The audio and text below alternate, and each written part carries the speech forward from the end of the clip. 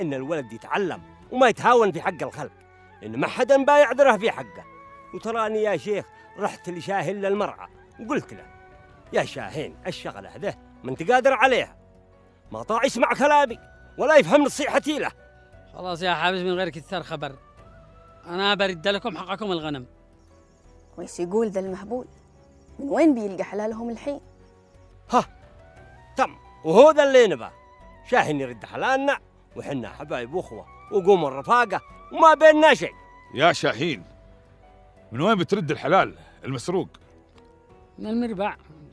شا ادور بعدين من سرقين، شا ادور شو حصلهم، انا متاكد. ها وين عجزت انك تلقاه؟